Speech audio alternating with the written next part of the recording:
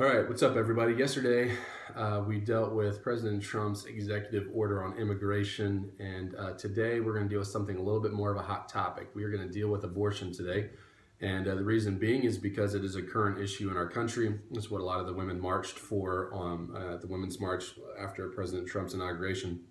So let's deal with it biblically. Again, we're not going to talk about feelings here because, quite honestly, I have severe feelings on the matter, having had 3 kids and the idea of taking a baby's life. But let's just talk about facts. Okay, so facts. If what is recorded in a baby's first trimester, the first 12 weeks of life, or first 3 months of life, if that was found on another planet, we would say that there was life there. You can hear a heartbeat within the first trimester. And in fact, the statistics I looked at, everyone says something different. Although the one that I found that was the most common throughout the years was like Guttreich or something like that. But anyways, their medical institute's facts were saying that most happen between 8 and 12 weeks, because really before 8 weeks, it's sometimes even difficult to tell if you're pregnant. So between 8 and 12 weeks is when they get an abortion. And during that time, you can see the heartbeat. And in fact, at 12 weeks or 13 weeks, you can actually see the formation of the baby. It looks like a baby, a human baby. So what we're talking about here is the fact of taking human life. Now, the biggest concern right now to those watching who disagree with me is I'm not a woman, and so therefore I can't speak about a woman's body. I am not going to be talking about a woman's body. I'm going to be talking about the body inside of a woman's body, which is its own body, but also I'm talking biblically about what we're going to discuss. So what we're talking about is taking human life from inside of the body. That is not anyone's right. That's like saying, hey, you know what, I'm not going to stop Hitler. It's his choice to go ahead and kill the Jews because, you know, it's his choice. It's up to him. I would speak out against it, much like I would hope we would speak out as Christians against abortion because it's wrong.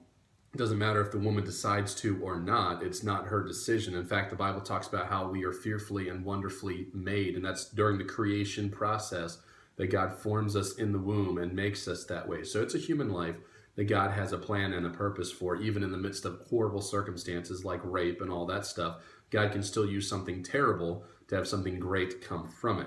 So how do we deal with it biblically? How do we respond to somebody? First off, don't ever stop apologizing for the fact that abortion is wrong. It's absolutely wrong, much like murdering somebody would be wrong.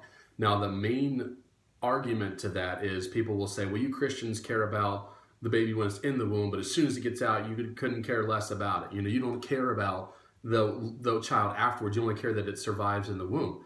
Well, honestly, that may be some people, just like it may be some women during the Women's March who really just want to be able to have unprotected sex and then kill a child afterwards.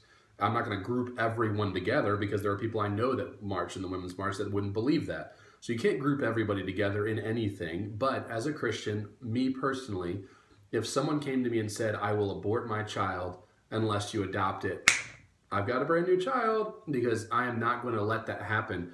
I don't care about the repercussions of now having a 4th kid. I would rather save the life of a child and make sure it's raised in a good home than I would allow that child to be aborted.